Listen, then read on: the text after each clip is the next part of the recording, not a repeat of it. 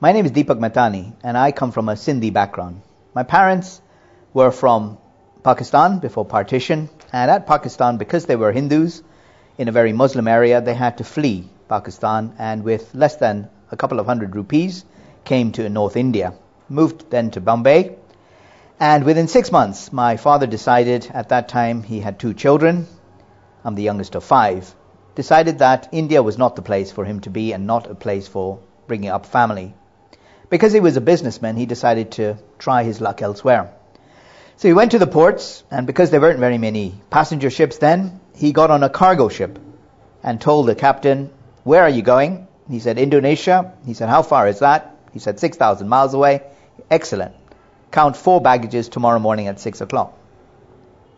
Thus started a journey, and he went to Indonesia, then Singapore, then Hong Kong, and in each of these places he set up a business. I was born in Hong Kong, as were the other 2 of my siblings. And when I was 4 years old, we moved to Japan. I grew up in Japan, and in Japan, like with many other things, my father set up a business and drilled into all of us that money and success is all that you need to be happy in life.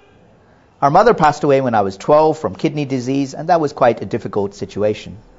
Anyways, we all did the best we could, got our education, some of us got married. I remained single as I was the youngest. I then went to Europe after I had my education and my degrees from Japan and Switzerland to set up a business in Geneva, Switzerland. In 1981, I set up the business, and within 3 years, I took the business from 0 to 4 million pounds in electronics distribution. That was very successful. I was traveling in 5-star hotels, first-class air travel. Life was very good indeed. But I had no time for God. I was working 24/7, and I pushed people out of my way just to achieve the success I wanted. And then a tragedy occurred in my life. My sister, who was visiting me for 2 weeks in Geneva, was killed instantly in an automobile crash. That was very, very traumatic for me and turned my life upside down.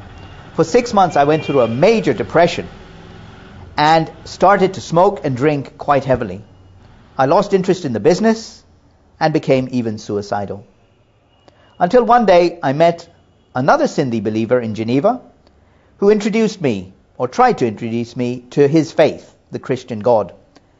Initially I was very reluctant and said, "I'm not interested. I will find my God in my Eastern religions."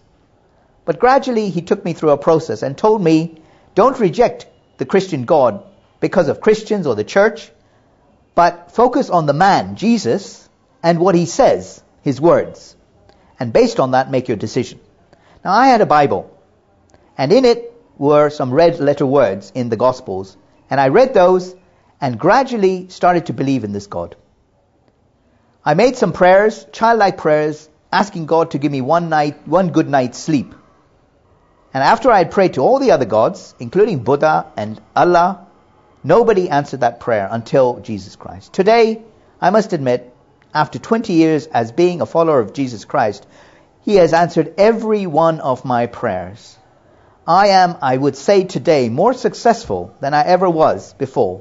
Not because of money, but because of the people I have met through my faith, all around the world as I travel, and even here now in Bangalore, where I'm meeting with top executives. I'm currently a management consultant based in the UK, and God is opening new doors where I'm meeting politicians, business leaders, and I'm able to share my faith with them in a very dramatic way. I'm so grateful to God for what He has done in my life to give me eternal life, not just for the future, but even for now.